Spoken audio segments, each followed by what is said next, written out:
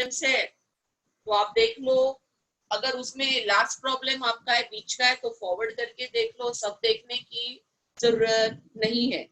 So are you people okay with this? What are you saying? Tell me. या फिर से आपके only one option correct type के भी डाउट करवाओ, जैसे आप बोलो, मुझे कोई फर्क नहीं पड़ता. I want it from you but. नहीं मैम ठीक है, वैसे ही करा दो. है ना, तो सिंगल आंसर करेक्ट टाइप का वीडियो सोल्यूशन मैंने डाल दिया. तो अभी मैं आपको रिक्वेस्ट करती हूँ कि आप सब लोग मोर देन वन चॉइस वाले क्वेश्चन जो है वहां से मुझे डाउट पूछे. तो आज मैं मॉड्यूल के डाउट कर रही हूँ. This is a advance exercise, इसमें भी कोई डाउट नहीं. 1 to 33 प्रॉब्लम्स का सॉल्यूशन ऑलरेडी एक वीडियो में आपके पास है. अभी मैं मोर देन वन करेक्ट ये डाउट्स कर रही हूँ. मैम अगर सिंगल में कोई क्वेश्चन रह गया तो आपको ये एडवांस की एक्सरसाइज है और ये मोर देन वन करेक्ट है.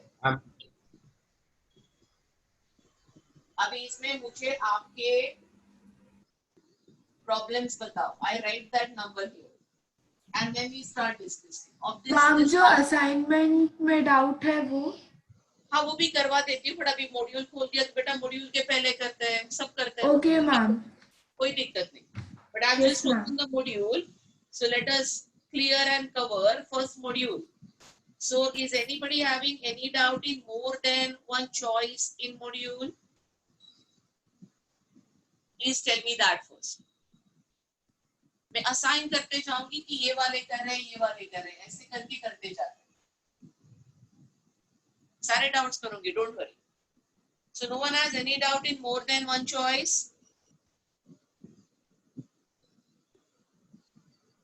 Ma'am question 1, 2. Okay, more than one choice में you say you couldn't solve question number 1 and question number 2. Anybody else with any more variation? Ma'am, 11. Okay. Question number 11 here. And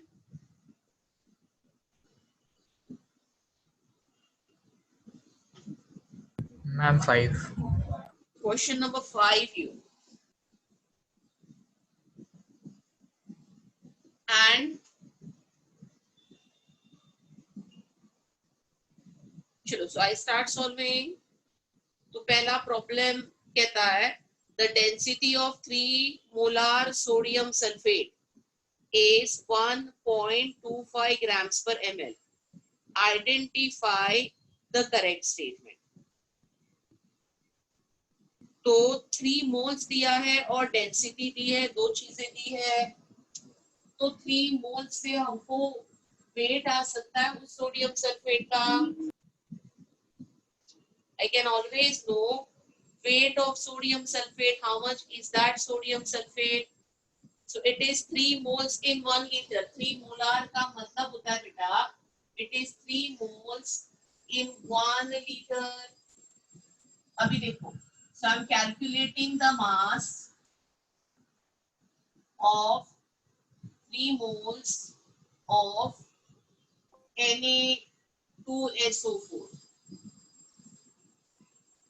तो मुझे जो Na2SO4 का molar mass है उसको 3 से multiply करना पड़ेगा, है ना. तो 3 into 2 sodium is 46, 1 sulfur is 32 and 4 oxygen is 64. This is the mass of 3 moles of sodium sulfate. ये कितना आ रहा है टोटल देखो, 142. ये 142 आ रहा है.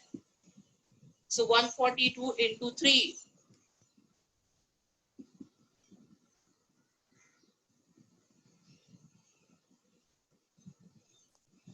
और ये सोडियम सल्फेट नहीं है, so I wrote a wrong formula. It is Na2S2 है, S2O3. Na2SO3 है, तो S2 मतलब ये हो गया 64 और O3 मतलब ये हो गया 48. It is not sodium sulfate. It is Na2S2O3. So now the mass will change. 148. ये हो गया 148, No, ma'am, 158, sorry. 158. 158 और 3 Yes, मोल्स ma'am. ये मल्टीप्लाई बाय इसको 3 करना पड़ेगा, तो ये हो गया 474 ग्राम्स। तो जो सोल्यूट का मास है वो 474 आ गया। ठीक है, अभी मुझे एक एक ऑप्शन चेक करना है। पहला ऑप्शन मुझे कहता है कि percent by weight of sodium thiosulphate. तो बेटा परसेंट बाय वेट अगर अपने को कैलकुलेट करना पड़ता है, percent by weight is weight which is 474 grams. What is weight of solution? बेटा देखो सोल्यूशन 1 लीटर है, वॉल्यूम 1 लीटर है, ये 1 लीटर और मुझे एक डेटा दिया है, डेंसिटी का डेटा दिया है इस प्रॉब्लम में। How much is the density of solution? Mic on है। का तो माइक चालू है, मैम आपका आवाज प्रतिनव नहीं का आ माइक रहा। ऑन है। हाँ मैं देख रही हूँ। So it is Ethan. Ethan, please switch off your mic, beta. It is disturbing the complete class.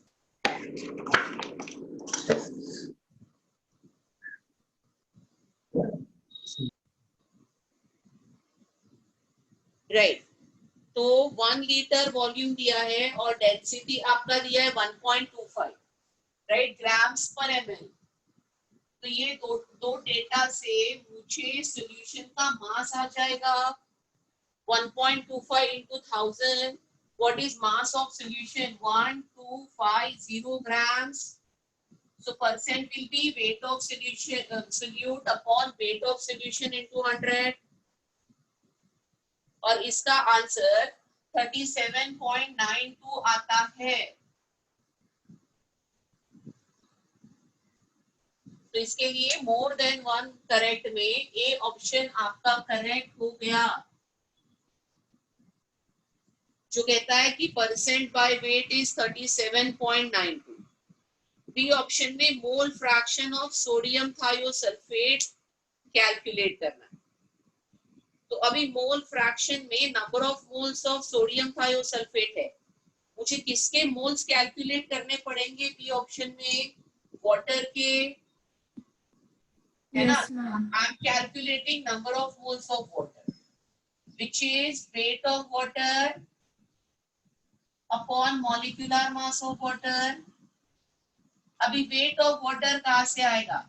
मेरे पास वेट ऑफ सॉल्यूशन है 1250, उससे मैं सोल्यूट का वेट माइनस करूंगी, तो ये हो जाएगा weight of solvent, solution minus solute. All clear? तो ये कुछ आ रहा है 776।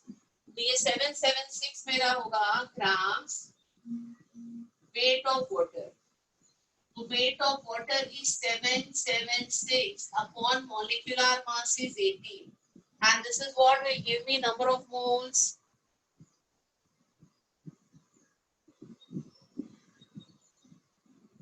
Of water, and number of moles of water का आंसर आ रहा है 43.11। अभी बी ऑप्शन कहता क्या है? बी ऑप्शन कह रहा है it is the mole fraction of sodium thiosulfate, the mole fraction of Na2S2O3. So that will be number of moles of Na2S2O3 जो है 3, and total moles हो जाएंगे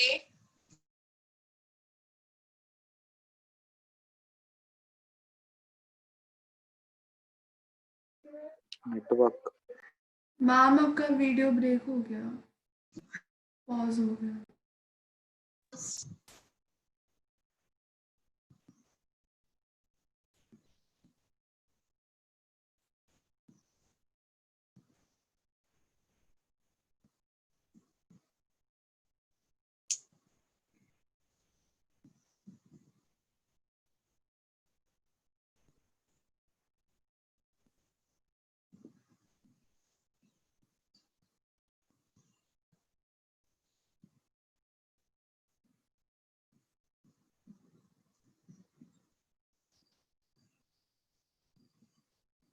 तो क्या ये आ रहा है 0.065?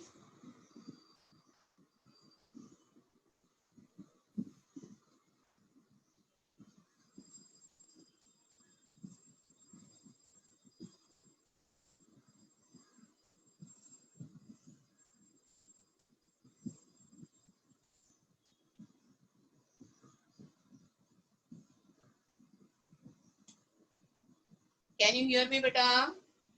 Yes, ma'am. Yes, ma'am. Okay. This is coming 0.065. तो मोर देन वन में ए ऑप्शन भी आ गया, बी ऑप्शन भी आ गया. अब इसी ऑप्शन में दे से मोलारिटी ऑफ Na+. तो ये मोलारिटी है. तो मोलारिटी के लिए मुझे क्या करना है, number of moles upon volume of solution into Na+ into 1000 आएगा. ml में है तो ये volume of solution in litre में है तो डायरेक्ट आएगा. तो Na+ की मोलारिटी कैलकुलेट करते हैं सी ऑप्शन के लिए. तो आपको Na+ के मोल्स चाहिए. तो देखो Na2S2O3 के सॉल्यूशन में 2Na+ होगा और ये S2O3 2- रेडिकल होगा. इसका मतलब क्या है, अगर मेरे पास Na2S2O3 1 मोल है तो उसमें Na+ कितना आता है, 2 मोल आता है. So I have been given the molarity of solution as 3 moles. मतलब it is 3 moles of this in 1 liter. तो अगर इसके मोल्स 3 है तो इसके मोल्स कितने हैं अपने पास, 6 मोल्स है. Yes, ma'am. So moles of Na+ are 6 and they are in how many liters, 1 liter. तो इसका मोलारिटी का जो कैलकुलेशन मुझे करना होगा, that molarity calculation will be number of moles, that is 6, upon volume in liter, that is 1. So molarity answer will be 6 molar. And then C is not my answer. They have given some different molarity. तो C answer मेरा नहीं आएगा. I need to evaluate D option which says molality of Na+ and S2O3-. तो equation तो यही रहेगा number of moles वाला, जिसमें मैं S2O3 के मोल्स लिख रही हूँ. जो सोडियम थायोसल्फेट के है वही S2O3 के मोल्स है. फर्क किस में आएगा, मोलालिटी के फॉर्मूला में. तो मोलालिटी का फॉर्मूला क्या होता है, मोलालिटी का आपका फॉर्मूला होता है number of moles of solute, small m, is number of moles of solute. और अगर आपका weight of solvent in grams है तो I need to multiply up by 1000. So if I am calculating molality for Na+, how much I should take as number of moles of solute, 6. मेरे solute के मोल 6 है. Yes, ma'am. मेरा weight of solvent कितना है, मैंने calculate किया है water का wait 776 grams and into 1000 this will be the molality of Na+, and molality of S2O3 2- will be 3 into 1000 upon 776. Check this answers and then we decide do we have to take D or not.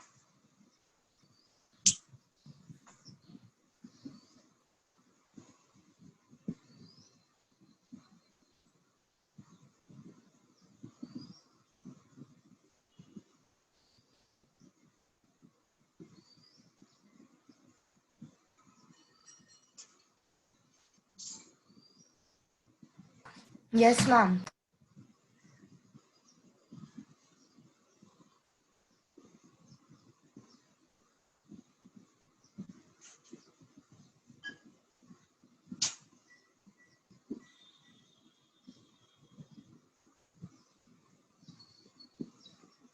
So I'm You getting that answer? What they say? So molality of Na plus is coming 7.732.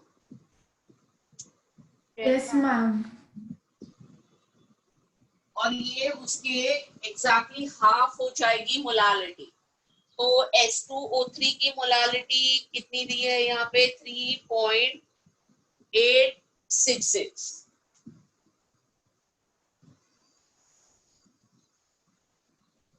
Right, so we take this D option.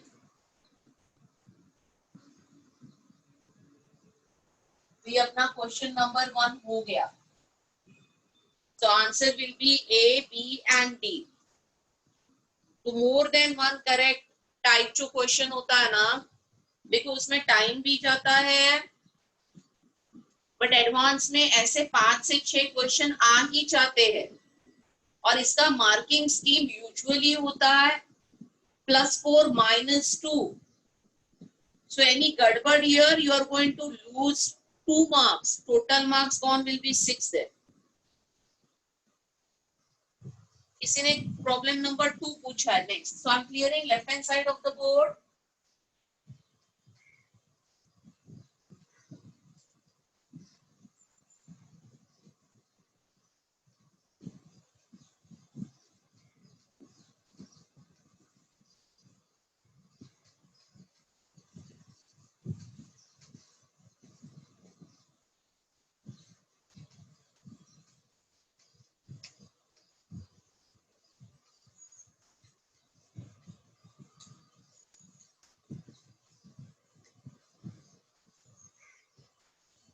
Right.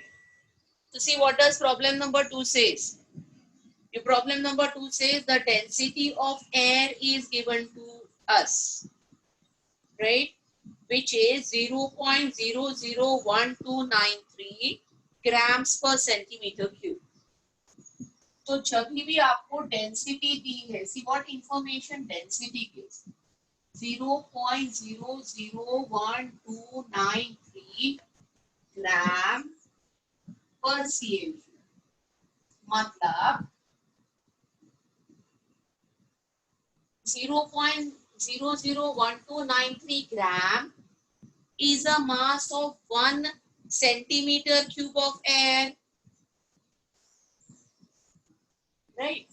So I can say therefore 1 centimeter cube or 1 ml air is going to weigh 0.001293 grams.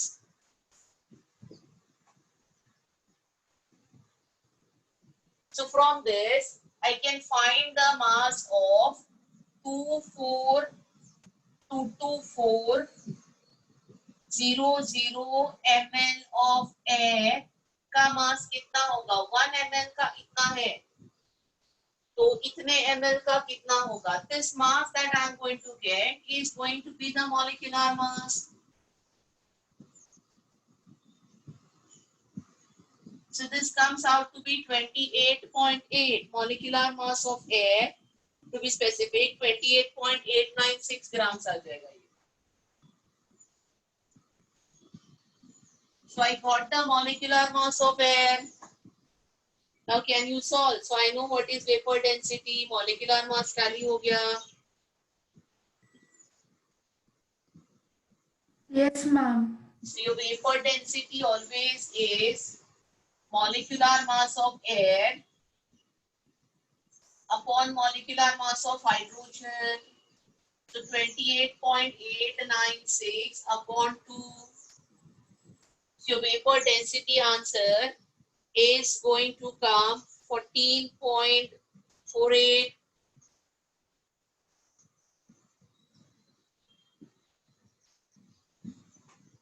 So I can take for problem number 2 option A. Option A और and option B. B also. molecular weight जो हमने calculate किया है. And option C says vapor density is 0.001293, which is wrong. And vapor density and molecular weight cannot be determined is also wrong. तो आपकी second problem का answer आ जाएगा A and B. All clear? Yes, ma'am. Yes, ma'am. I go ahead. The next problem that somebody has asked is problem number 5, which talks about a sample of mixture of calcium chloride and sodium chloride. It is weighing 4.44 grams. Was treated to precipitate all its calcium as calcium carbonate, which was then heated and quantitatively converted to 1.12 gram of calcium oxide. तो अभी देखो इसमें क्या क्या दिया है. इसमें ये दिया है कि सबसे पहले हमारे पास एक मिक्सचर है कैल्शियम क्लोराइड और सोडियम क्लोराइड का. So I'm having NaCl and CaCl2 both together. दोनों का एक साथ वाला मास दिया है and that is 4.44 grams. Together they are weighing 4.44 grams. Then specifically they give you one reaction that is only with CaCl. They say it was treated to precipitate all calcium as calcium carbonate. तो इससे कुछ reaction करवाए जिससे इसमें जितना calcium है वो calcium carbonate बना.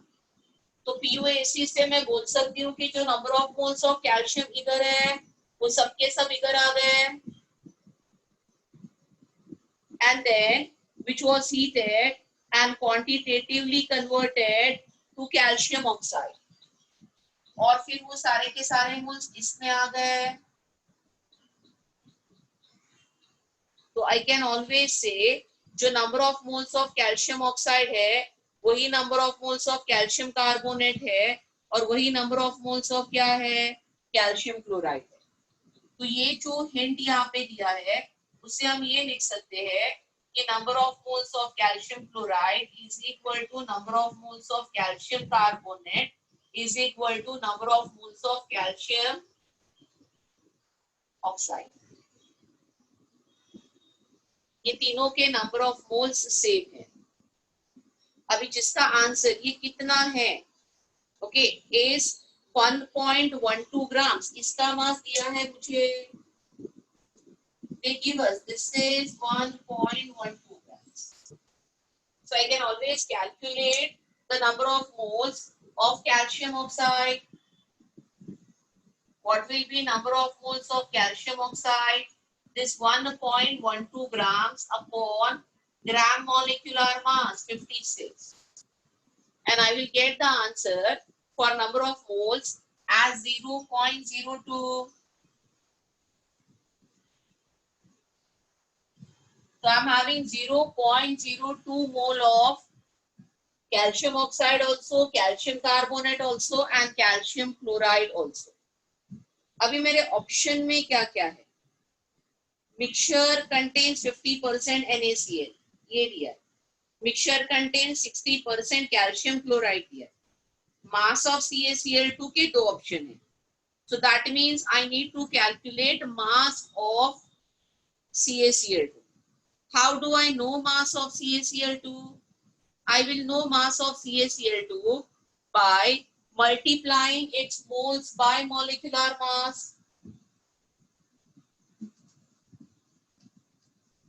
ये प्रॉब्लम को समझने के लिए मुझे अभी mass of calcium chloride find out करना. मेरे पास क्या है मेरे पास number of moles of calcium oxide है एंड आई नो कि नंबर ऑफ मोल्स ऑफ जो कैल्शियम ऑक्साइड है is same as number of moles of calcium chloride. I'll just change my marker.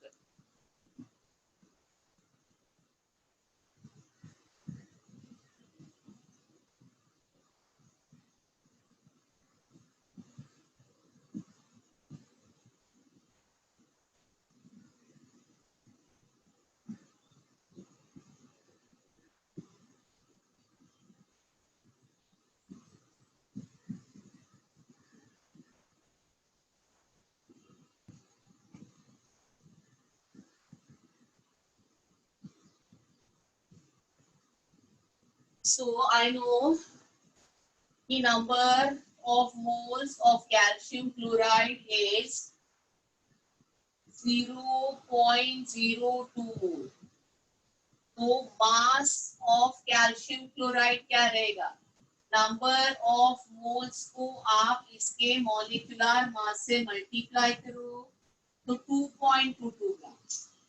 Then this will give me the mass of NaCl also, because I know दोनों का मिलके total mass is 4.44. The mass of NaCl will be 4.44 minus 2.22 and that is 2.22 grams. तो ये exactly 50% है आपस में. तो अभी क्या क्या ऑप्शन टिक होंगे? Mixture contain 50% NaCl is right. Right, this is 50% of the total quantity. तो ये ऑप्शन राइट है. Mixture contains 50% NaCl. And is B option right? No. Calcium chloride का भी परसेंट 50 ही होगा. Then C option is right which says calcium chloride का mass 2.22 है. और D ऑप्शन रॉन्ग है. तो फिफ्थ का आंसर A और C है. Is that clear बेटा? जिसका भी डाउट था? Yes, ma'am. Great. तो लिख लो. Then we solve problem number 11.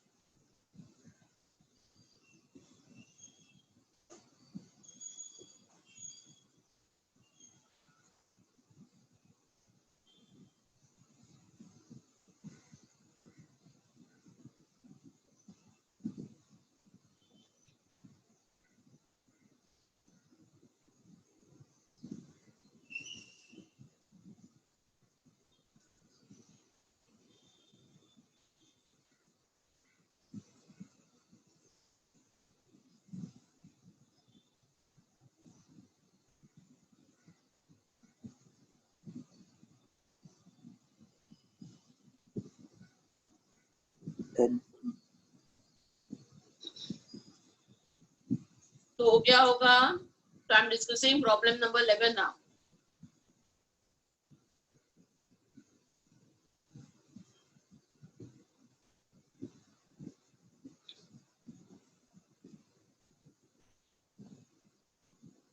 So your problem number 11 says, which of the following will be present in the solution form when 50 ml of 0.1 molar HCl is mixed with 50 ml of 0.1 molar NaOH?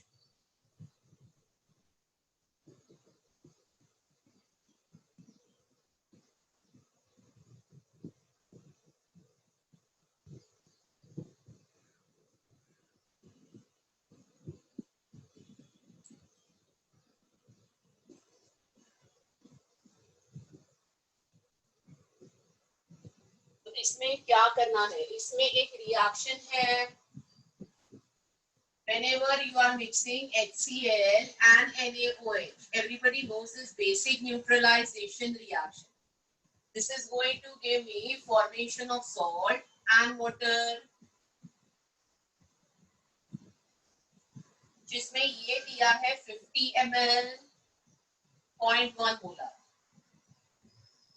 ये भी दिया है 50 ml 0.1 molar.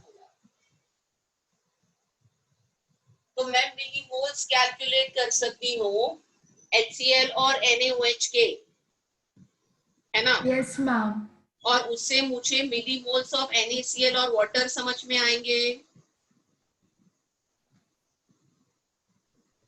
तो 1:1:1:1 reaction जारी है, मतलब जितने moles या मिलीमोल्स HCl के हैं उतने ही NaOH के रहेंगे, उतने ही NaCl के रहेंगे। So 50 into 0.1, what is 50 into 0.1 बोलो? 5, right? I'm having 5 millimoles here of HCl.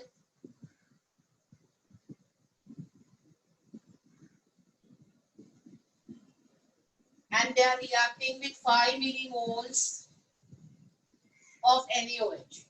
तो NaCl कितना बनेगा सॉल्यूशन में? 5 millimoles. क्या तक समझ में आया?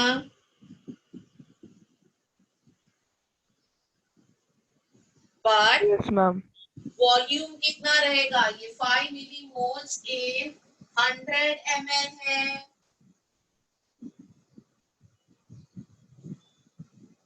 क्योंकि 50 + 50 वॉल्यूम तो 100 हो गया।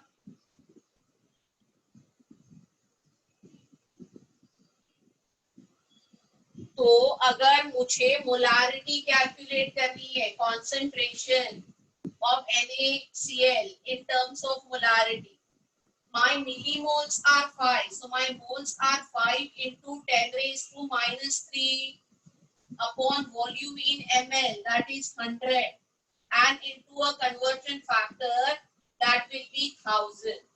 So what will be the molarity of this solution? 5/100, and that is 0.05 molar.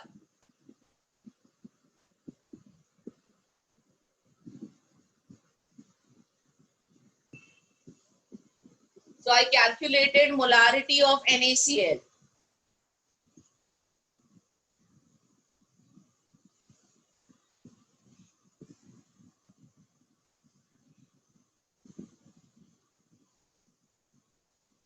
Now I check for the answer. Let us understand what are the answers possible. पहला ऑप्शन कहता है 4.5 millimoles of H plus. So is that true? Your H plus is going to be 4.5 millimoles. Tell me.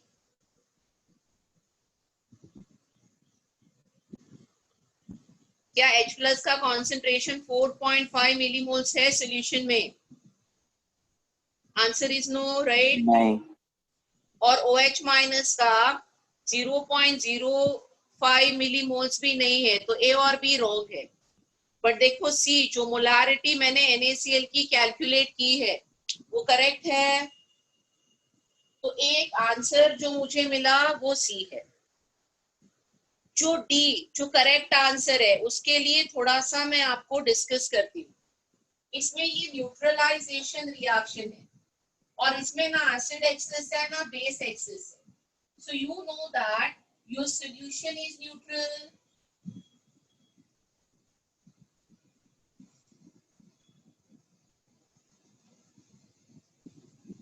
ना इसमें acid part ज्यादा है ना उसमें base part ज्यादा है। तो किसी भी न्यूट्रल सॉल्यूशन में जो H+ आयन का कॉन्सेंट्रेशन होता है is same as the concentration of OH minus ion, and at 25 degrees that is equal to 10⁻⁷ moles per liter. ये कॉन्सेंट्रेशन हमेशा रहेगा। अब ये वाला पार्ट ICSE में जहाँ पे pH स्केल सिखाया जाता है 10th स्टैंडर्ड तक, वहां पे डिस्कस होता है। और अभी 11th स्टैंडर्ड में हम फिर से pH स्केल सिखाएंगे, तभी डिस्कस करेंगे। So you don't know about the pH scale, you will miss this answer at this stage. But answer of this problem is C and D. तो वाटर में भी अगर किसी ने पूछा H+ कितना है, तो वाटर में जितना H+ है उतना OH- है और वो कॉन्सेंट्रेशन 10⁻⁷ होता है।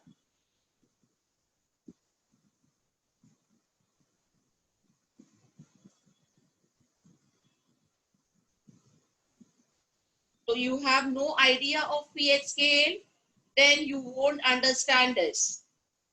Okay, ये आप मिस कर जाओगे, but that's okay.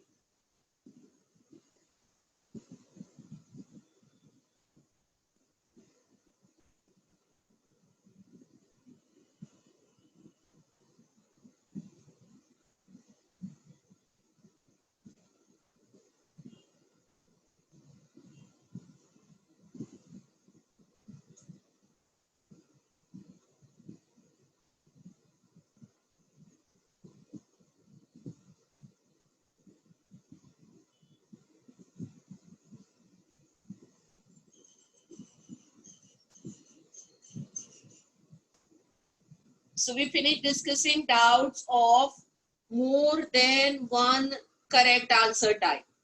इसके बाद में match the following है. The next part in advanced exercises match the following. So anyone has any doubt in this, please ask me.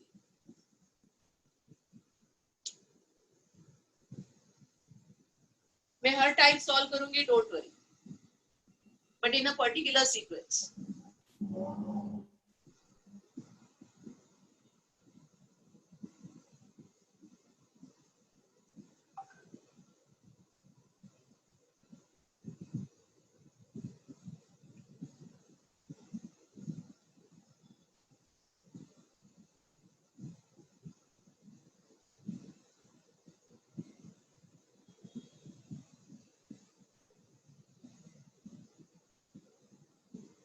So no doubt in match the following. No, ma'am. Okay, I go ahead then. And next is comprehensive type. Passages है, paragraph, question. तो ये हो गया, ये हो गया. अभी हम next type को जाते हैं, which is comprehensive paragraph questions. हाँ, passage 1 में question number 3. Okay, बेटा. So we are solving passage 1. मैं question 3. Okay. और मैम passage 2 में भी question number 2, बस बाकी सब ठीक है. Passage 2. Question 2. Anything else?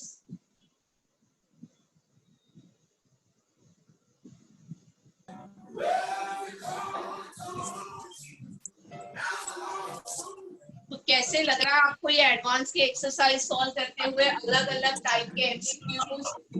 Once you get used to it, it's not hard. Only the thing is, maybe for the first time you people are solving, तो थोड़ा सा हिच रहेगा, लेके बैठोगे तो हो जाएगा. It is, believe me, it is really nothing. कोई ज्यादा डिफिकल्ट है नहीं, ठीक है? तो इतने ही डाउट्स है, तो आई स्टार्ट डिस्कसिंग पैसेज 1 का question number 3.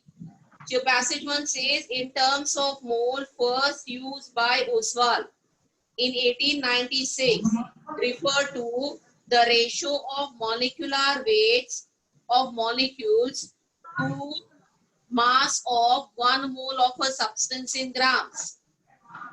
Also, 1 mole of gaseous compound occupies 22.4 liter at NTP and contains 6.022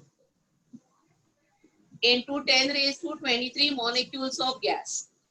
तो ये हो गया पैसेज. अभी क्वेश्चन 3 हमको डिस्कस करना है. So I directly go to question 3. A question 3 says a substance contains 3.4% sulfur. If it contains 2 atoms of sulfur per molecule, the molecular weight of the substances. This is beta very simple. I had discussed this type in a concept of minimum molecular mass. तो ma'am शायद calculation error हो रही होगी. I don't know, मेरा answer match नहीं हुआ. हाँ, मैं कर लेती हूँ ना बेटा, कोई दिक्कत नहीं. तो 3.4% का मतलब क्या है? तेरे पास 3.4 ग्राम सल्फर है. अगर 100 ग्राम्स टोटल है, टोटल मास या मॉलिक्यूलर मास, ये जो भी है इसका मॉलिक्यूलर मास अगर 100 है तो उसमें सल्फर कितना है 3.4 ग्राम से। अभी क्या कहता है, एक्चुअली 2 एटम ऑफ सल्फर पर मॉलिक्यूल है, तो सल्फर के 2 एटम का मास क्या होगा 2 into 32 ग्राम्स। तो 2 into 32 ग्राम सल्फर जब भी होगा तो जो मास हमको मिलेगा वो क्या होगा, उसका मॉलिक्यूलर मास होगा। So it is simply 64 into 100 upon 3.4 should be the answer.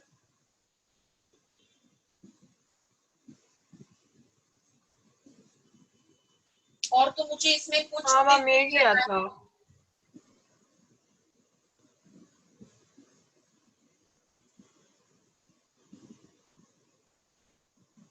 और तो कुछ दिख नहीं रहा है बेटा इसमें मुझे। हाँ मैम शायद मैंने एरर ही की होगी। है ना, तो आ रहा है आंसर, आंसर आएगा 1882। हाँ आ रहा है। यस आ मैम। रहा है आंसर बेटा 1882.3। Yes, ma'am. Second. जो वन ऑफ द ऑप्शन दिया है। So and which is option भी बता देती हूँ, ये ऑप्शन तुम्हारा बी है, तो इसका तुम्हारा आंसर होगा बी।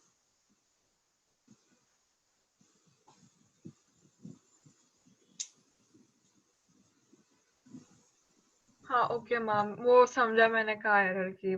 हाँ मैंने so 64 के बदले 69 लिखा है उसमें। हाँ कुछ तो एरर ही होगी, बाकी तो इसमें मुझे कुछ दिख नहीं रहा था, वही मैं बोली। Then passage two, question 2।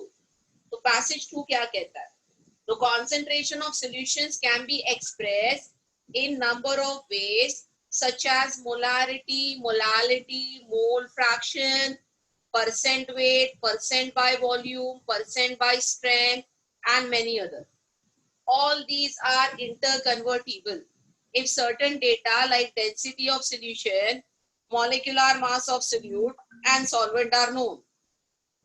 Also, addition of water to any solution changes all these terms, though change in temperature does not change molality, mole fraction, and percent by weight terms. तो ये तो टेम्परेचर का effect भी मैंने आपके साथ discuss किया था। अभी क्वेश्चन नंबर 2 इसमें आपका डाउट है। तो क्वेश्चन नंबर 2 कहता है 2 liters of ammonia at 30 degrees Celsius and 0.2 atmosphere is neutralized by 134 ml of acid H2SO4. The molality of H2SO4 is. तो इसमें हमको क्या करना है, इसमें मुझे number of moles of ammonia find out करने हैं सबसे पहले, क्योंकि जितने number of moles of ammonia है उतने इक्विवेलेंट H+ होंगे, वही न्यूट्रलाइजेशन होता है ना। तो I first start calculating number of moles of ammonia, and to get number of moles of ammonia I need to use equation PV is equal to nRT. So my number of moles of ammonia will be PV upon RT. क्योंकि इस gas का temperature, pressure वगैरह सब कुछ दिया है, तो इस गैस का प्रेशर दिया है 0.2, so pressure is 0.2 atmosphere. And what is the volume of this gas given? 2 liters. So pressure in atmosphere, volume in liters, my R will be in liter atmosphere 0.0821. And temperature I need to convert it into Kelvin. So 30 degrees जो हो जाता है वो 303 Kelvin है. And this is my first calculation of number of moles.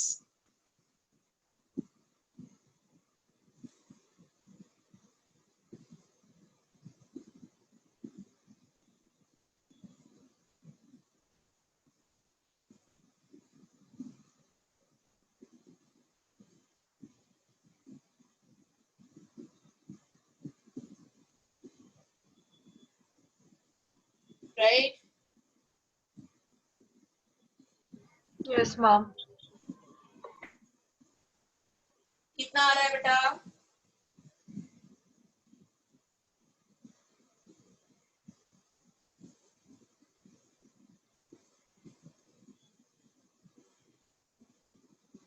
ये जो 0.0821 है ना, ये नंबर को देखो, for quick calculation this number is 1/12. 1/12 use और मैम आई करो। थिंक 0.0016 तक तो निकाला मैंने। 1/12 यूज करो, मतलब ऊपर 12 से मल्टीप्लाई करना है आपको, दैट विल बी इजी, हाँ ओके मैम। है ना। ये थोड़े कैलकुलेशन के ट्रिक समझ लेते हैं तो फास्ट हो जाता है। तो अप्रोक्सीमेटली ये 50/300 आ रहा है।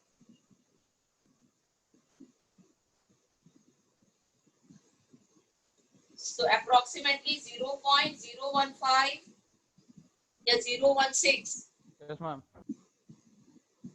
अप्रोक्सीमेटली हाँ ले मैम लेना, वही आ रहा है। है ना, उतने ही आ रहे हैं ना। हाँ मैम। ये मुझे अमोनिया के मोल्स आ गए। अभी देखो इसके आगे एक रिएक्शन वो कर रहे हैं, इस रिएक्शन में ammonia is neutralised bye H2SO4। अभी ये रिएक्शन को देखो, ammonia is neutralised bye H2SO4। क्या बनता है इस रिएक्शन में? अमोनियम सल्फेट, बट जिसके लिए 1:1 बैलेंसिंग नहीं होगा। आपका अमोनिया 1 मोल है तो यहाँ से 2H+ आता है to make it ammonium. What is neutralization? Ammonia taking H+ from acid, ये बेस है, ये एसिड है, यस मैम। तो ये 2 होंगे तभी ये 1 होते हैं। So that will give me ammonium ion NH4 plus, and this will be 2 times NSO4। ये न्यूट्रलाइजेशन है, मतलब जो अमोनिया के मेरे मोल्स है वो 2 है, तो H2SO4 के कितने होने चाहिए? 1।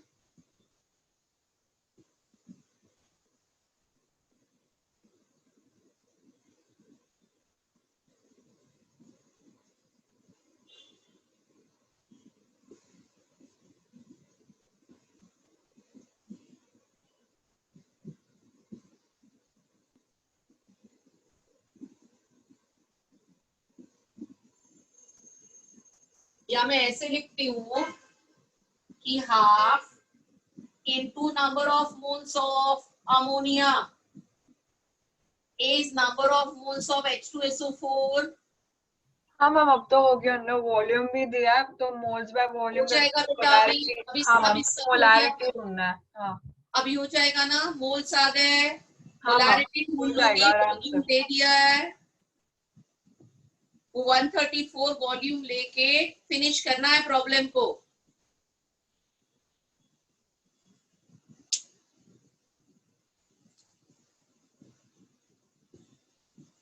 So that finishes passage questions। Advance के एक्सरसाइज में पैसेज के क्वेश्चंस हो गए। इसके आगे आता है इंटीजर टाइप।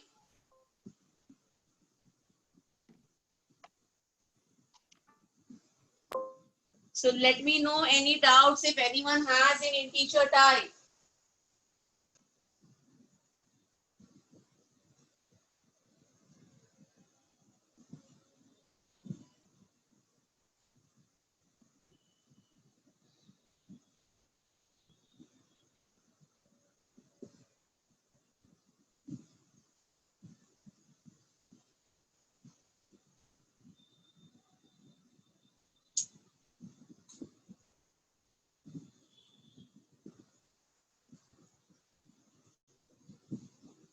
Ma'am, 10th. हाँ मैम 10 बाकी Ma'am, question number 3 also. Okay, question number 3 someone has a doubt। question number 10 और बोलो।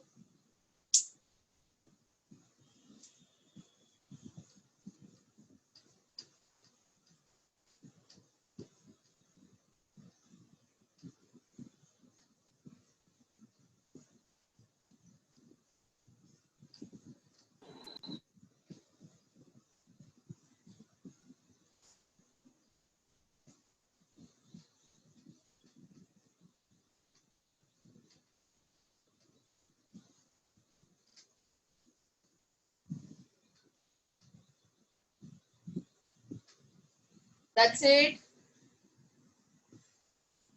So problem number 3 and problem number 10. Let us start with problem number 3.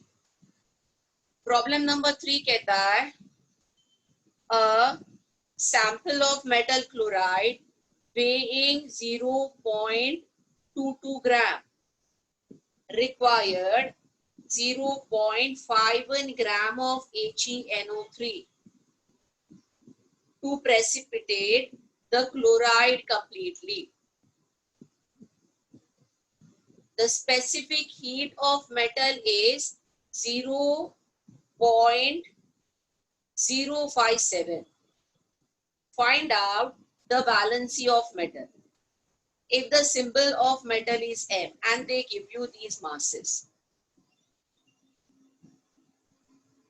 तो यहाँ पे है ना एक लॉ है जो मैं आपको इस प्रॉब्लम के लिए बता रही हूँ.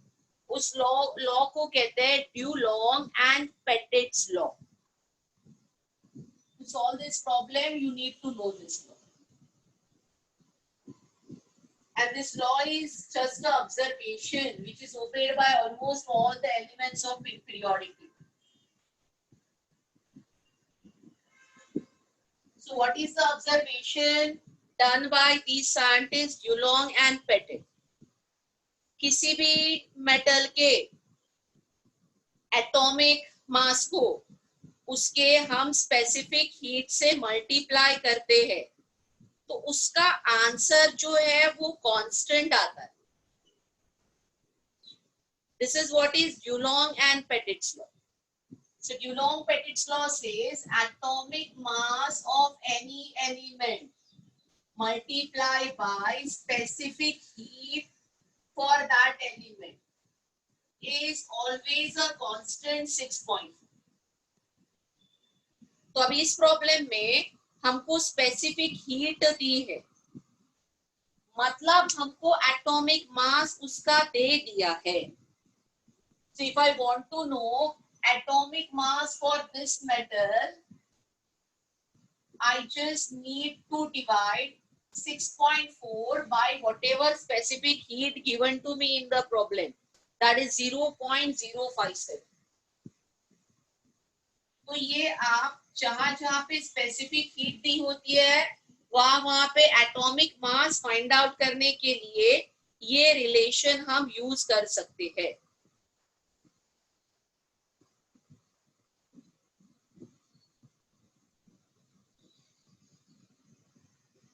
That is the first thing. तो कितना आ रहा है ये?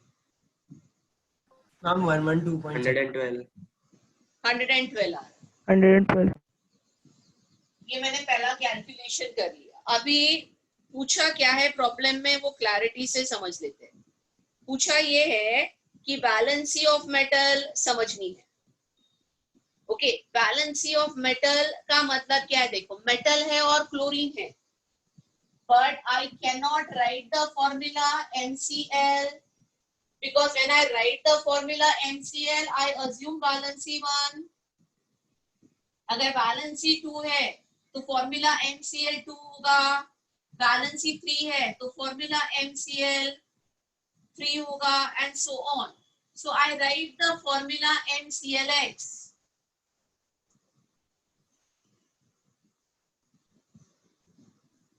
Yes, ma'am. ओके, मैंने फॉर्मूला लिख दिया MClX. ओके, इसमें जो X है वो नंबर ऑफ क्लोरीन्स है, बट जो नंबर ऑफ क्लोरीन्स होंगे वही मेरी बैलेंसी होगी. Are you clear about this? Yes, ma'am. So if I will find X in the problem, I know what is valency. Yes, ma'am. यहाँ तक clear हो गया प्रॉब्लम? ठीक है. अभी आगे देखो what does the problem says. ये मेटल क्लोराइड का एक वेट दिया है मुझे और इस मेटल क्लोराइड के वेट के साथ दे से required 0.51 gram of HeNO3 to precipitate chlorine completely. So can I understand how much is chlorine present? Is there is some way of finding out how much is chlorine present?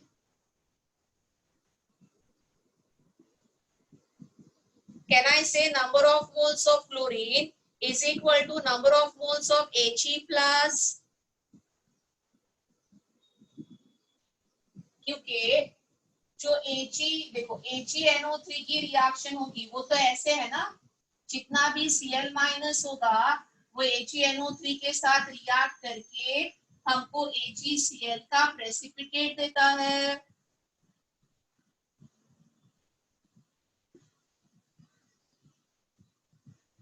तो जितने number of moles of Cl minus होंगे उतने ही number of moles of क्या होंगे, He plus होंगे। Now there is a hint given about He plus. मुझे HeNO3 का मास दिया है 0.51, so I can find number of moles of He plus, that is 0.51 upon gram molecular mass of HeNO3. Silver is 108, nitrogen is 14, oxygen is 48. When I do this total, it becomes 170. So these are my number of moles of HEX. कितना आ रहा है देखो,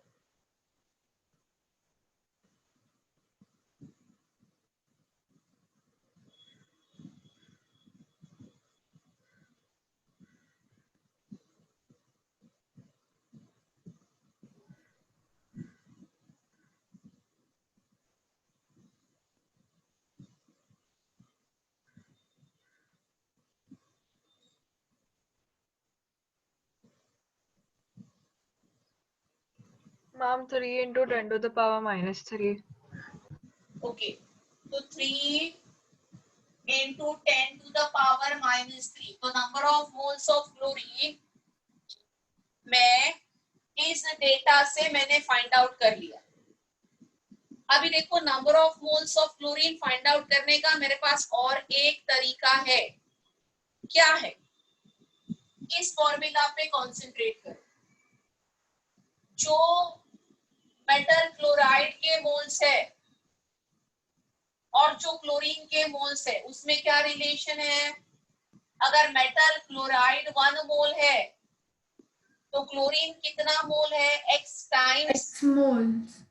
times metal chloride के moles. नहीं समझ रहा है? यहाँ पे ध्यान दो, मैं एक्चुअल फॉर्मूला लेती हूँ। सपोज आई से formula is MCl2. So if MCl2 is 1 mole, what are the chlorine moles? It has 2 moles of chlorine. Yes, ma'am. तो अगर ये MClX है और ये 1 मोल है तो इसमें कितने मोल्स ऑफ क्लोरीन होगा? X moles. X moles of chlorine होगा। Yes, ma'am. So I get a relation, one more relation for number of moles of chloride. My number of moles of chloride is number of moles of MCl3 into X.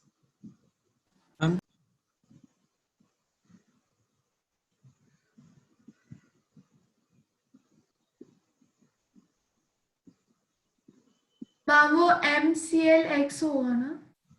हाँ बेटा MClX, sorry MCl क्या है मुझे नहीं पता। तो क्या ये इतना समझ में आया सबको?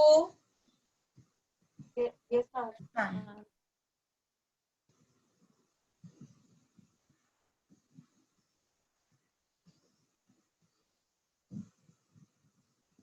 अभी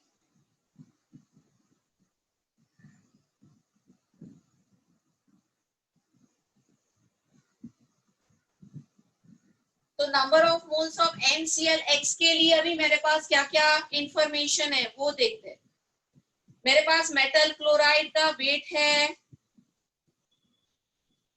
अगर मेटल क्लोराइड के वेट को मैं उसके मॉलिक्यूलर मास से डिवाइड करूं तो मुझे उसके नंबर ऑफ मोल्स आ जाएंगे. How do I calculate number of moles of this? Its weight in grams divided by its molecular mass. What is weight in grams given to me? 0.22 grams. Do I know about its molecular mass? I know atomic mass M का 112.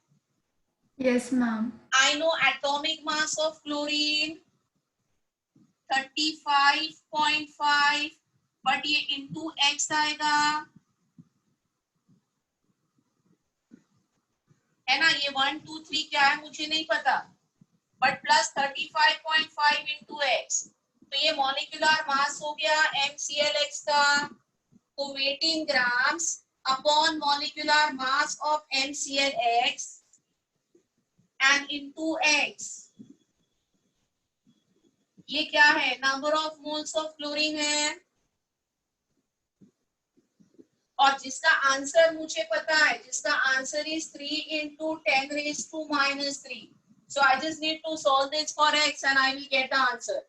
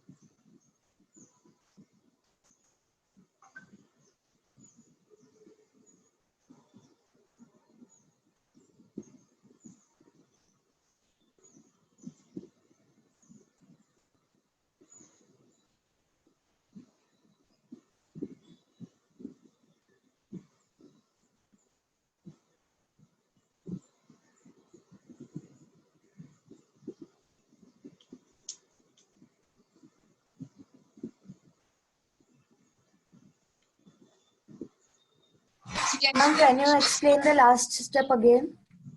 हाँ, सुनाई नहीं दी बेटा? Ma'am, can you explain last step again? Absolutely बेटा.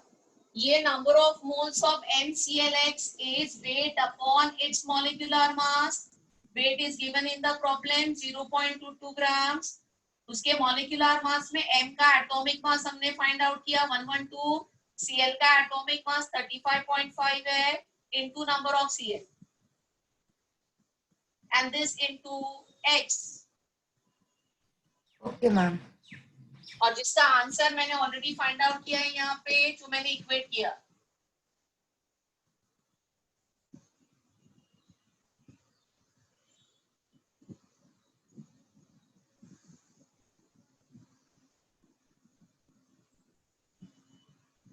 So can I go ahead with 10th problem? Yes.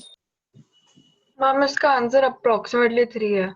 हाँ, answer approximately 3 आ रहा है. So x comes approximately 3. You are right. So your integer problem number 3 is over. Now we will see problem number 10 from integer, which says a 1 gram dry green algae absorbs 4.7 into 10 raised to minus 3 mole of carbon dioxide per hour by photosynthesis. So everybody knows little bit about photosynthesis reaction,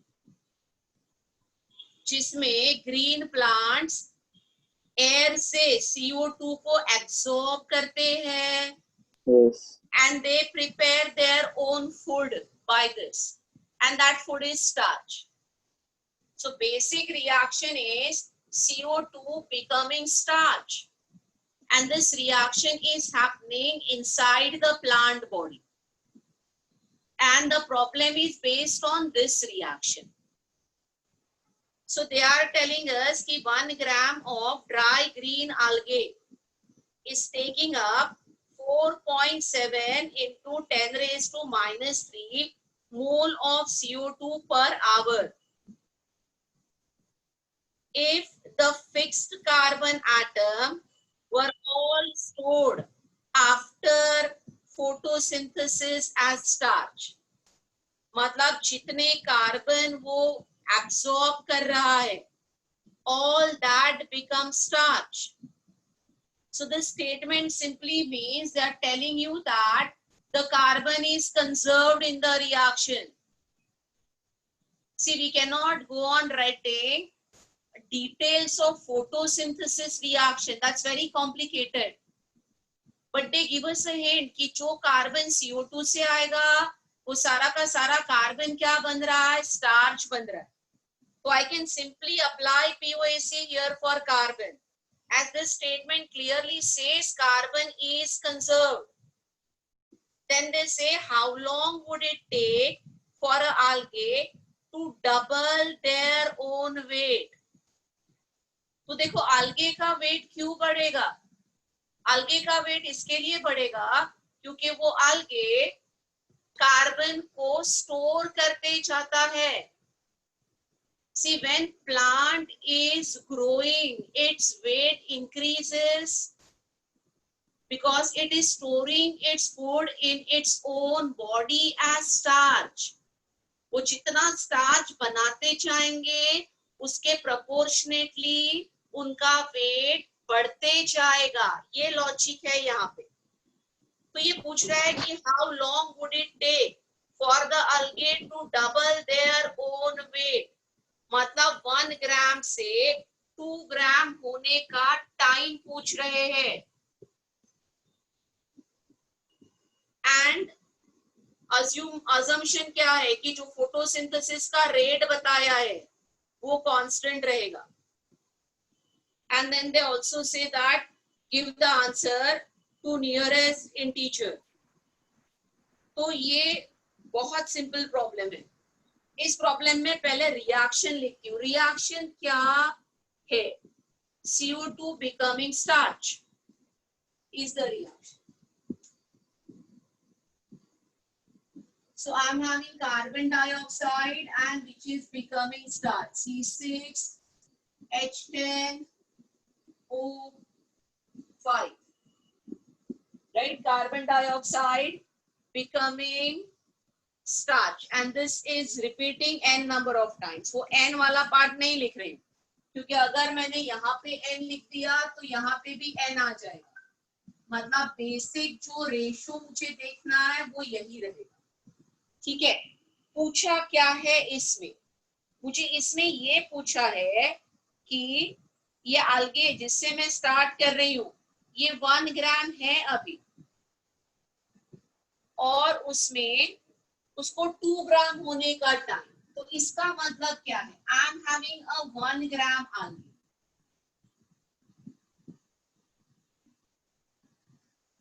and algae becoming 2 gram.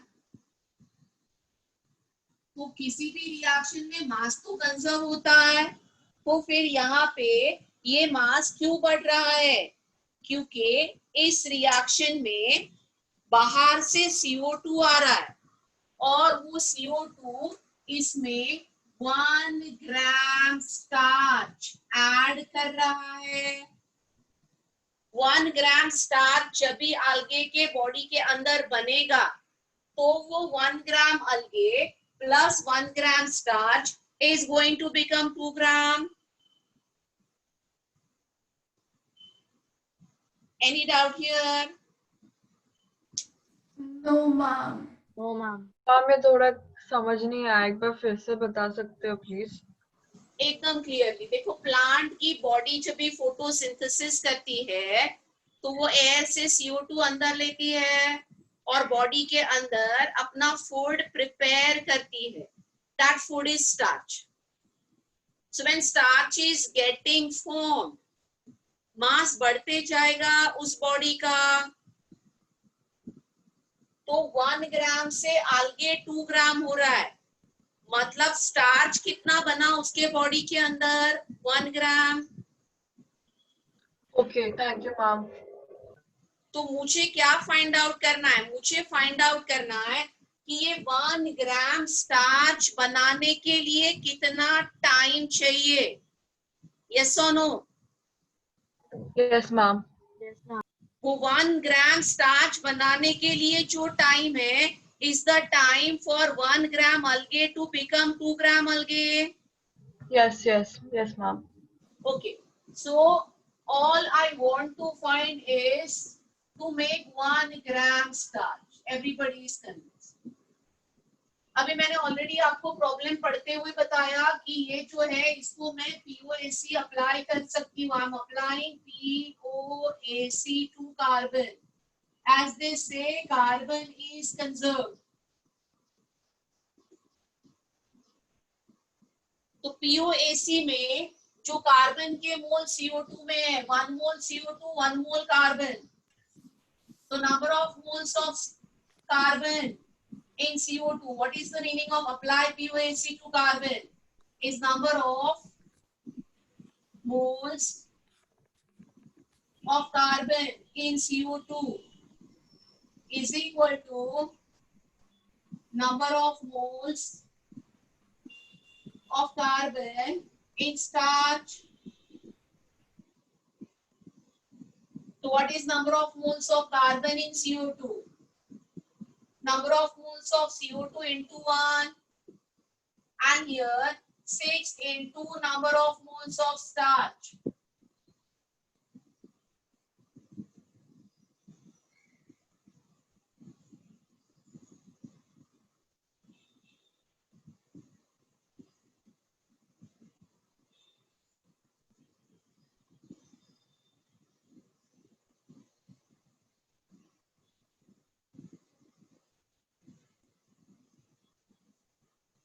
But यहाँ पे ये जो है ये polymer है, ये n times repeat होता है. ये भी मैंने आपको बता दिया था. तो ये 6 into ये वाला n आएगा. So I hope 2 n's are not confusing. मतलब स्टार्च 1 मोल होगा तो कार्बन 6 मोल होगा. ये n अगर 10 है, स्टार्च 10 मोल हो गया तो कार्बन 60 मोल होगा. मैम ये एन वाला पार्ट समझ में नहीं आया. बेटा फॉर्मूला में n लिखा है. n is this unit. Starch एक पॉलीमर है. स्टार्च में C6H10O5 मेनी टाइम्स रिपीट होता है. n टाइम्स रिपीट होता है. तो मैंने स्टार्च का n1 अस्यूम किया तो कार्बन 6 है. हाँ गया ना? Yes ma'am. Yes. तो स्टार्च 1 नहीं है ना, बट वो पॉलीमर है. हम अगर ये साइड n लेंगे तो वो साइड क्या रहेगा ना फिर CO2 ये के side. Unit n times repeat हो रहा है. Yes ma'am. तो कार्बन 6n टाइम्स होगा. Yes ma'am, got it. तो वही ये 6n टाइम्स लिखा. Now how do I find number of moles of starch? I need weight of starch upon molecular mass of starch. Yes. So do I have weight of starch? Yes, I am doing all this for 1 gram of starch. तो मेरा weight of starch 1 gram है. तो मैं ये 6n into number of moles के जगह पे weight of starch लिख रही हूँ 1 gram. Now let me go for molecular mass. अभी ये molecular mass भी n times repeat होगा. तो C6H10O5 का जो molecular mass है वो multiply by n करना पड़ेगा. तो C6H10O5 is 72 plus 10, 82 plus 80. So that will be 162. But this 162 will be multiplied by n. तो ये हो गया मैंने नंबर ऑफ मोल्स. अभी n कट जाएंगे यहाँ पे और मुझे एक आंसर आ जाएगा. What is that answer? That answer will be 1/27. Yes ma'am. वो n कट गया. तो अभी ये 1/27 क्या है बेटा? ये 1/27 number of moles of CO2 है ना, which the algae is taking in to prepare 1 gram of starch. Everybody agree? Yes, ma'am. Yes, ma'am. So this 1/27 moles of CO2 algae जब ये अपने अंदर लेगा तो उससे 1 gram starch बन रहा है. अभी how do I calculate the time? The first statement says the algae absorbs 4.7 into 10 raised to minus 3 moles of CO2 per hour. तो मेरे पास कितना CO2 है? 1/27 moles. So my time will be this 1/27 जो total CO2 ये algae absorb कर रहा है upon the per hour का rate is 4.7 into 10 raised to minus 3. This will give me the time in more hours to take in CO2. 1/27 moles कितने time में वो absorb करेगा ये फाइंड आउट कर रही हूँ, जिसके लिए मुझे हिंट दिया है कि 4.7 into 10 raised to minus 3 moles 1 घंटे में वो एब्सॉर्ब करता है. तो 1/27 moles एब्सॉर्ब करने के लिए कितना टाइम जाएगा is what is asked to me. Is that clear?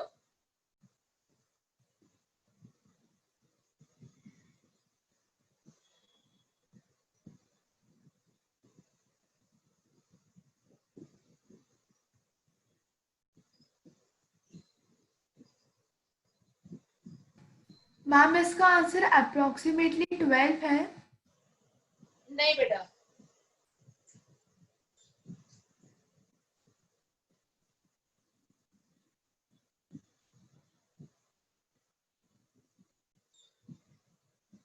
हम 7 point something आ रहा है. हाँ तो 7.5 के आगे आ रहा है तो इसको अप्रोक्सीमेट 8 कर दो ना. बोला है कि round it off to nearest integer, बोला है प्रॉब्लम. 8 आएगा. परफेक्ट तो आंसर नहीं आने वाला. हम 7.8 समथिंग है. So 7.8 I will make it 8.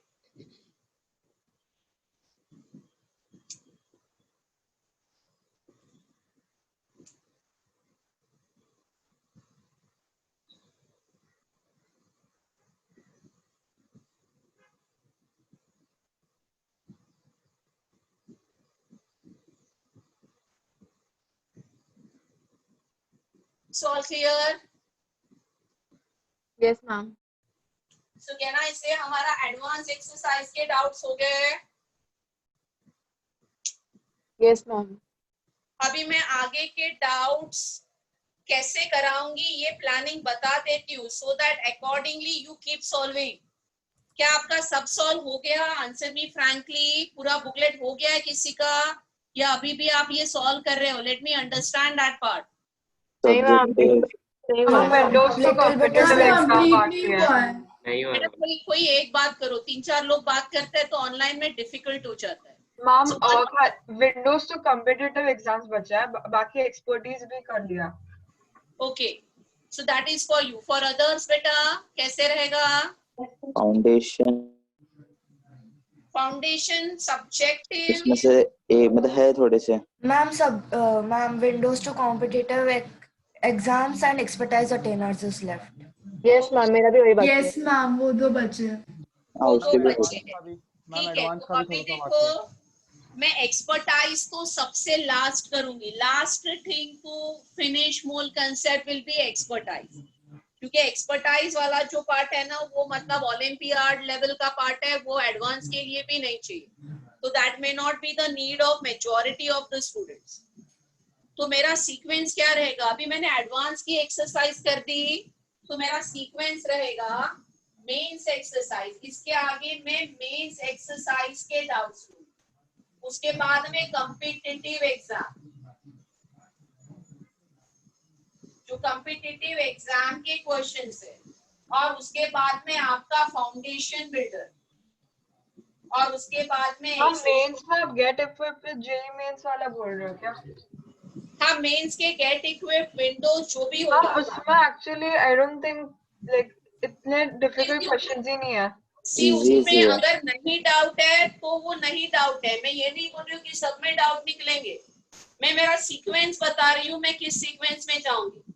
मैंने एडवांस किया आपके साथ, सबसे पहले ये हो गया, number of doubts doesn't matter, next will be this, then this, then this, then this, please note it down, Yes, ma'am. इसको नोट करो। तो आप सॉल्व करते वक्त ये सीक्वेंस में रहना।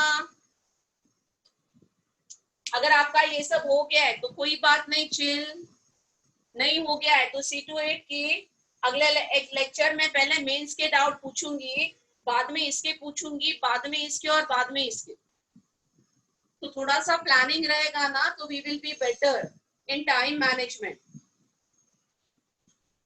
मामा सब्जेक्टिव, हाफ एफबी दोनों, हाँ, ऑब्जेक्टिव तो हो ही गया था ना, तो सब्जेक्टिव मुझे लगता है आपने मेंस भी डिस्कस किया था डाउट्स क्लास में शायद। आपको जो भी होगा, see every batch it all differs ना, क्या डिस्कस किया है क्या नहीं किया है, तो मैं एक जनरल सीक्वेंस बता रही हूँ। ऐसा हो सकता है कुछ भी डाउट ना निकले, कोई बात नहीं। I want that only situation कि आपने सब सॉल्व कर लिया, आपको सब आ रहा है, that is what will make a teacher happy, कि आपको सब आ रहा है is the happy situation. But I am just giving you a sequence that you should follow to solve and finish up this booklet. As you know that we have already started with next unit. तो आज का lecture तो almost गया मेरा। थोड़ा part है जिसमें मैं कुछ डिस्कस करूंगी, ऑब्वियसली पीरियोडिक कर रही हूँ अभी थोड़ा सा, बट अगला लेक्चर फिर पहले पढ़ाऊंगी, हाँ थोड़ा बाद में डाउट करूंगी, ऐसे मुझे करता रहना पड़ेगा ना, बैलेंस रखना पड़ेगा। मैम वो जो आपने असाइनमेंट दिए थे उसके डाउट्स कब डिस्कस करेंगे? हाँ मैम वो भी बचे हैं। अच्छा, असाइनमेंट के डाउट्स तो अगले लेक्चर आपके बैच में असाइनमेंट के पेंडिंग है, तो पहले असाइनमेंट करो।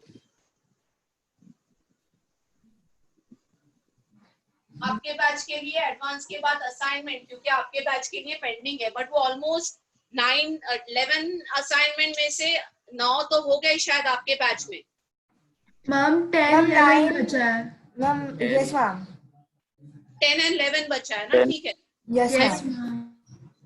तो next lecture will be this and whatever I can finish. And ma'am periodic properties also to assignment. Assignments. Periodic property में डाउट है? हाँ मैम वो थोड़े से थोड़ा सा लूजर वाले हाँ, वो क्यों आए तो मैं बता रही हूँ, क्योंकि मैंने अर्ली डेवलपमेंट सिखाया नहीं है, मैंने आपको कहा था खुद से पढ़ लो। 10th में है वो सब। हाँ, तो मैं अभी करवा दूंगी, थोड़ा बहुत उसका हो जाएगा। पीरियोडिक के डाउट्स का कोई मतलब टाइम कंजम्पशन नहीं है, क्योंकि वो थ्योरेटिकल है ना। जो न्यूमेरिकल वाले डाउट्स होते हैं, देखो बहुत टाइम जाता है उसमें। अगर कोई थ्योरेटिकल डाउट है तो उसमें टाइम नहीं जाएगा। Don't worry at all about periodic doubts, at all मतलब साइड में रखो, पहले हम लोग ये खत्म करते हैं। पीरियोडिक बस मैं सिखा रही हूँ, और पीरियोडिक के आपके डाउट्स भी हो जाएंगे, just don't worry. I just gave 2 assignments to you as I taught you something. तो थोड़ा बहुत आपको get going वहां पे भी होना चाहिए। और आपने रियलाइज किया होगा वो पीरियोडिक के 2 assignments जो मैंने आपको दिए थे, time that you might have spent doing that was negligible. Everybody agree?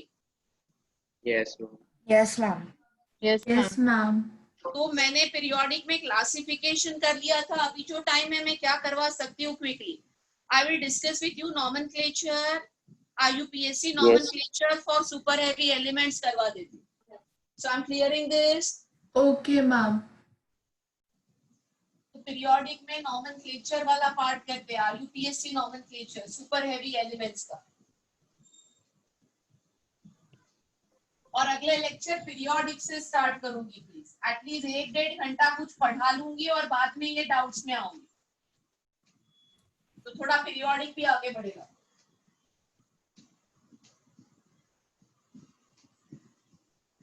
And do you find yourself little better than what you were earlier in solving this whole concept के problem? Yes, ma'am. Yes, लग ma'am. रहा है अपने आप में? तो इसके लिए मैं क्या बोल रही हूँ कि कोई डाउट जो आपने मार्क किया होगा, this is my observation as a teacher, हम डाउट मार्क कर लेते हैं और 2-3 हफ्ते बाद टीचर को पूछ लेते हैं. बिलीव मी, अगर उस 2-3 हफ्ते में आपने सब्जेक्ट को पढ़ा है तो टीचर को पूछने से वो डाउट फिर से खुद देख लीजिए. Maybe you have improved and the doubt which was there to you 3 weeks before is no more your doubt. तो अगले वीक मुझे डाउट पूछने से पहले प्लीज अपने डाउट रिविजिट कर लो. ऐसे हो सकता है कि आप बेटर हो गए हो और आपको वो डाउट खुद ही सॉल्व करने आ गया. ये बहुत बार होता है. And believe me, that's the best thing to happen. A question that you solve on your own, you're always going to get a similar question next time in the exam. But a question that you ask to a teacher and you just simply sit and write its solution, बिना समझे जो बैठ के सिर्फ board से मैंने लिखे हुए सॉल्यूशन कॉपी कर रहा है ना, उसको कुछ इम्प्रूवमेंट नहीं है. उसमें कोई गारंटी नहीं कि सिमिलर क्वेश्चन एग्जाम में पूछने के बाद आपको आएगा. ये फैक्ट ऑफ लाइफ है, इसको एक्सेप्ट करो. आपको तभी आएगा ना जब भी आप खुद से फिर से उसको स्ट्रगल करके सॉल्व करोगे. तो जो भी आपके डाउट्स थे मैंने सॉल्व कर दिए. कुछ दिनों बाद उनको फिर से खुद से सॉल्व करने की कोशिश करो. अगर वो आपको खुद से सॉल्व करने आ गया, then it has some sense. Otherwise, simply storing solution in the book has no meaning. So what I'm doing is IUPAC nomenclature of super heavy elements या transuranic elements.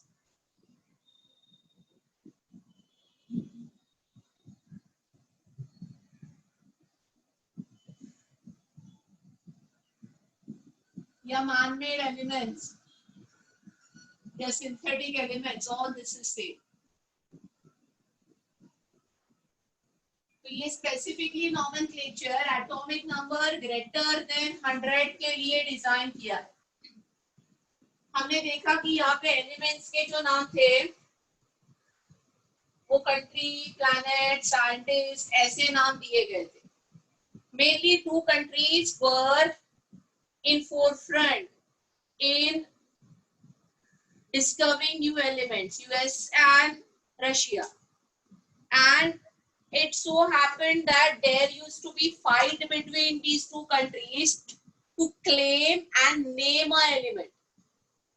And to avoid all this conflict, IUPAC decided कि ये name पे fight बंद करें हम, क्योंकि it was a thought कि अगर element को हमने हमारे कंट्री का, हमारे साइंटिस्ट का नाम दे दिया तो it becomes immortal, it stage forever. ऐसे कुछ थॉट प्रोसेस था और जिसके लिए this was one of the point in cold war between US and Russia. इतना सीरियस मैटर हो गया था.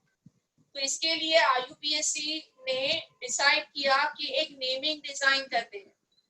तो इस नेमिंग में जो एटॉमिक नंबर के डिजिट्स है उससे ये नेम डिजाइन होता है.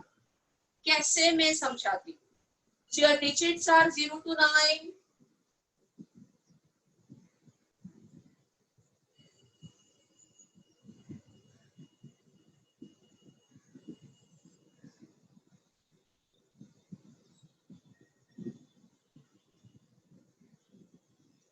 And for these digits, names are decided. So for 0 it is nil. For 1 it is un. For 2 it is bi.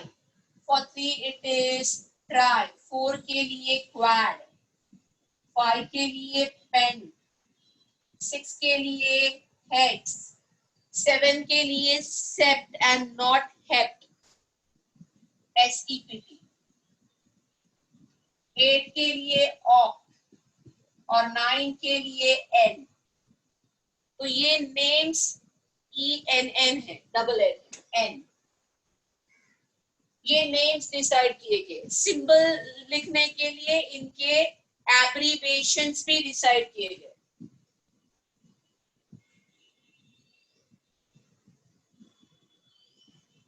Ma'am name के जो स्टार्टिंग लेटर है वो कैपिटल है या ये सब बता रही हूँ ना, पहले एक एक देखो। तो इसका एब्रीविएशन N होगा, इसका एब्रीविएशन U होगा, इसका एब्रीविएशन B होगा, इसका T होगा, इसका Q होगा, इसका P होगा, इसका H होगा, इसका S होगा, इसका O होगा, इसका E होगा। मैंने अब तक कहीं पे भी नेम नहीं लिखा, तो कैपिटल स्मॉल का क्वेश्चन अभी नहीं आ रहा। Will come and I'll actually write the name. So I'm just giving you basic what is used to write a name in. Now how do we write a name? Name कैसे लिखते हैं? Suppose I want to name an element whose atomic number is 101. So I just need to check the digits. So it is 1 के लिए un, and then yes, I need to write this U capital. 1 के लिए un लिख दिया, 0 के लिए nil लिख दिया, and फिर से un, nil un, and I have to end it with IUM. This is the name of 101.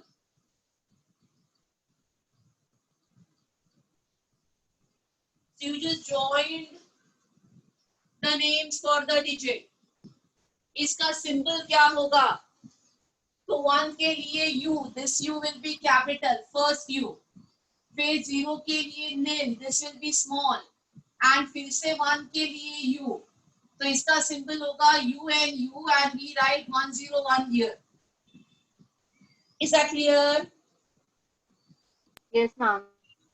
तो कुछ एलिमेंट्स आप लिख दो बेटा। तो ये आपके पीरियोडिक टेबल में आप लास्ट पीरियड में खुद से सिंबल लिख सकते हो। So finish this.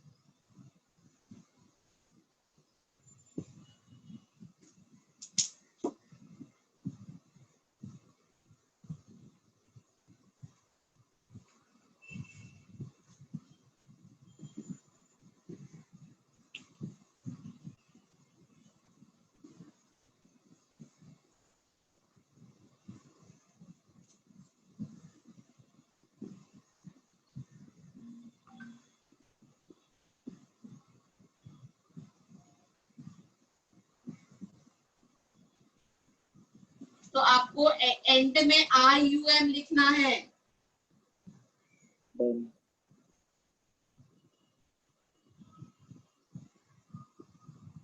और लिखते वक्त जहां पे 2 I आएंगे, तो जैसे 102 में बाय होगा और उसके आगे और एक I आएगा, तो wherever you see I coming after I, remove one I.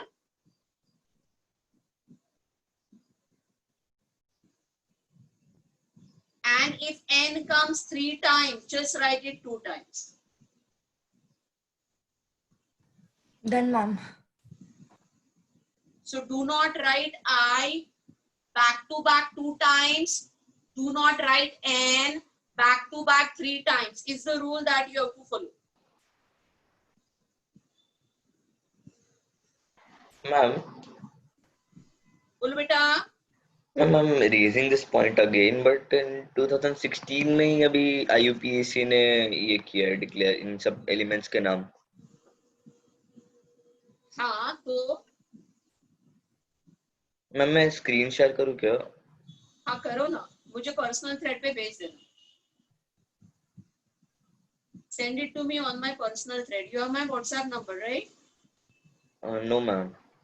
Group में है बेटा। ग्रुप में जिस नंबर से मैं तुम्हारे साथ सब कुछ शेयर करती हूँ वही मेरा WhatsApp नंबर है। Okay ma'am.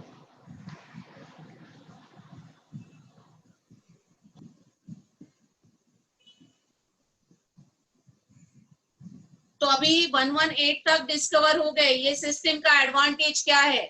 You can write the name for a element which is not discovered। 137 का भी लिख सकती हूँ मैं, 165 का भी लिख सकती हूँ मैं, किसी भी एलिमेंट का नेम इससे लिख सकते हैं हम। Yes, ma'am. So element yet to be discovered also we can name by this। तो IUPAC हो गया।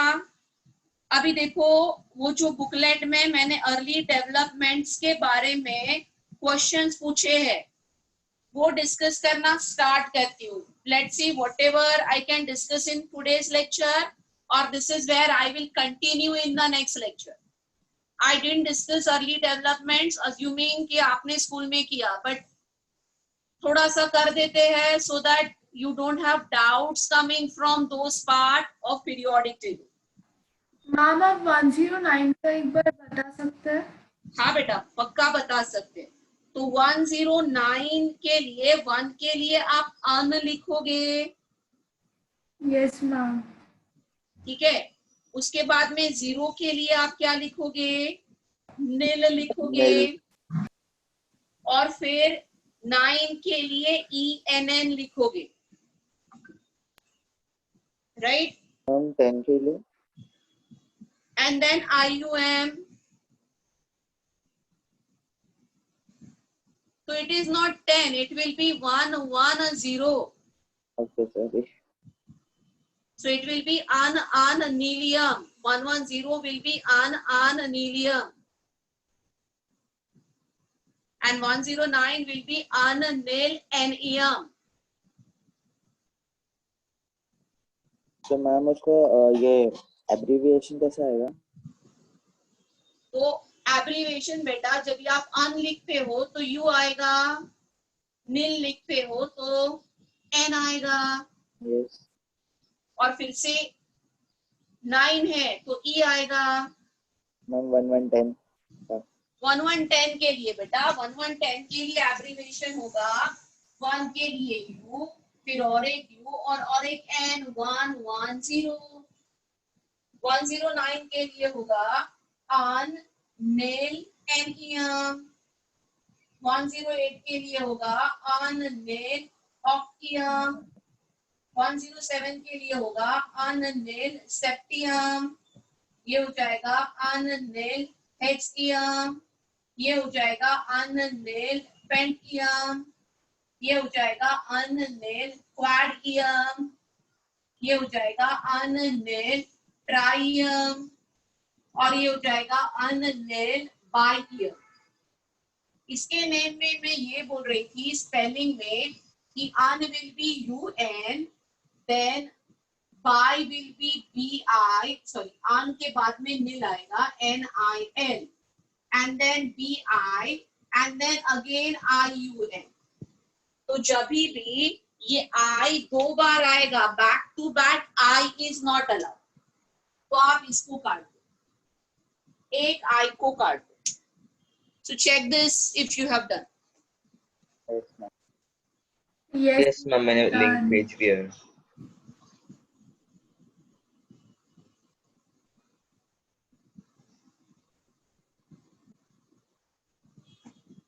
और ये अभी फिलहाल नोमेनक्लेचर में नहीं आ रहा है, बट किसी एक बड़े एलिमेंट का मैं नेम लिख रही हूँ जिसमें अन के आगे निल है, 9 के आगे 0, तो 9 के आगे 0 वाला तो एलिमेंट है नहीं, बट 9 के आगे 0 आएगा तो ENN के आगे फिर से एक N आएगा, तो 3 N नहीं लिखने। ठीक है,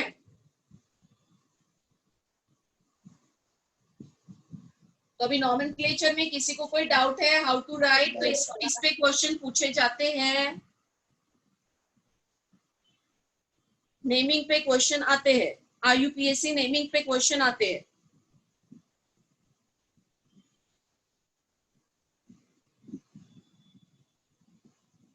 So I start discussing that part called historical developments of the periodic table. थोड़ा सा डिस्कस कर ही देते हैं, स्कूल में किया है मुझे पता है, but still I am little bit discussing. आज जितना हो पाएगा उतना, बाकी सब अगले lecture. And then we go ahead with actual periodic properties. ये सारा क्लासिफिकेशन खत्म हो जाएगा, so I can actually discuss more about periodic properties. That's the main thing. That's where your main questions will come.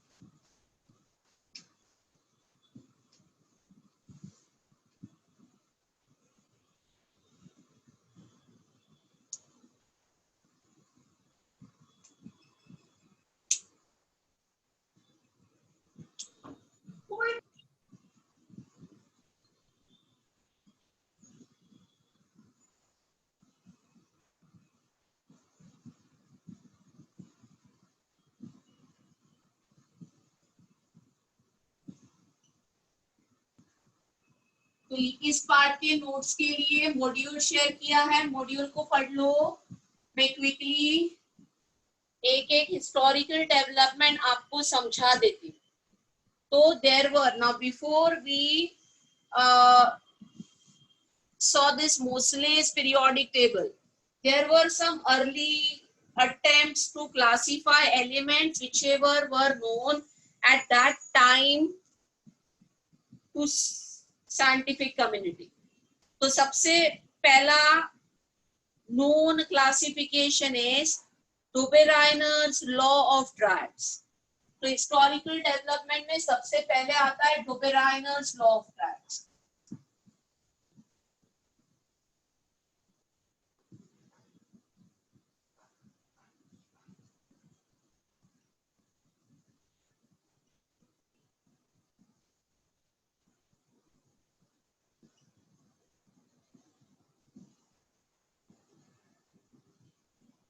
This is given way back in early 19th century. Around 1810, 1820 में ये law of triads दिया था. So what did this scientist do? What is the meaning of triad? Triad is group of 3 elements which possess similar property. तो ये triad का simply मतलब है a group of 3 elements having similar property. So whatever elements were named at that time, this scientist tried to form a group of 3 जिनके properties क्या हो, similar हो. And then he gave a simple rule here. He said the atomic mass of the central element, मतलब उसने 3 के group में जो 1 2 3 sequence में लिखा था, उसमें जो सेंट्रल एलिमेंट है उसका atomic mass is arithmetic mean of the other 2 and properties of the middle elements were in between that of those at the end. ऐसे करके कुछ फिक्स नंबर ऑफ ट्रायड्स उसने दे दिए थे. So I'm sharing some triads with you. जिस पे questions आते हैं, ये हम हमारे मन से नहीं ले सकते, ये फैक्ट है जो डोबेराइनर ने दिए वही. So alkali metal से lithium, sodium and potassium, and you can check 7 plus 39 divided by 2, 23 is the atomic mass of middle element. Then halogens में chlorine, bromine, iodine is the next set of triad.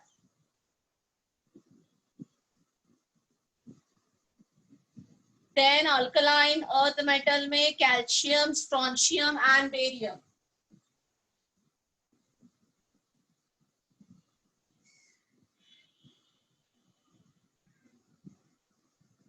chalcogen से oxygen family में sulphur, selenium and tellurium.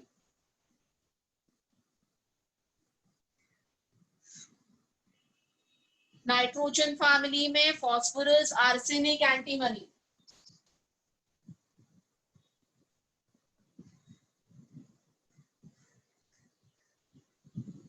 D block में iron, cobalt, nickel.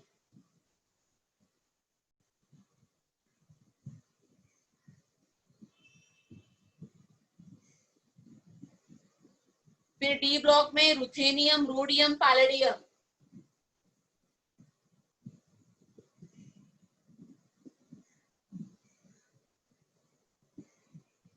और D block में ही osmium, iridium and platinum.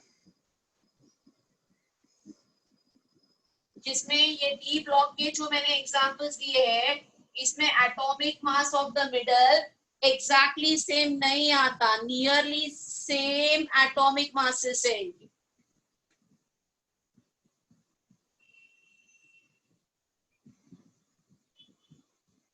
बाकी सब में वो एटॉमिक मास का रूल लग जाता है, इसमें नहीं होता। तो ये इतने ही, these are the trads that are given by Dobereiner। तो हम अपने मन से ट्राड नहीं बोल सकते ये है ये नहीं है, यही है, फैक्ट है।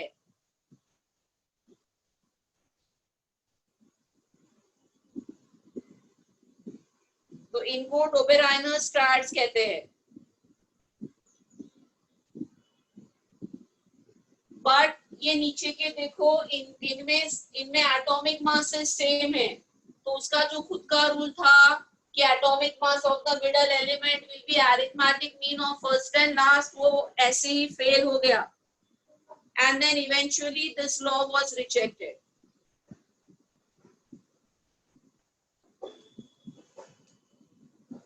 ये ट्रायड्स वाला लॉ रिजेक्ट होने का मेन रीजन ये है कि when he gave this classification, there were more elements known. Elements known इससे ज्यादा थे, but he couldn't classify all of them into triads. तो ये concept could not be applied to all the elements known at that time. It was applicable only to limited number of elements known at that time. And that's the reason this concept was rejected, didn't become much popular.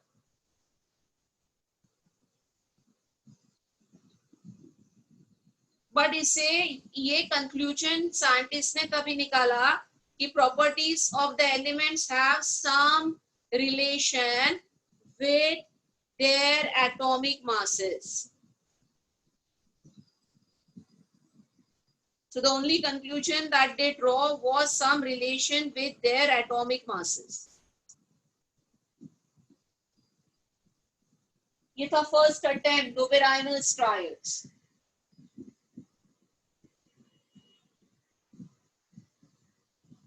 इसके आगे के I will discuss from the next lecture.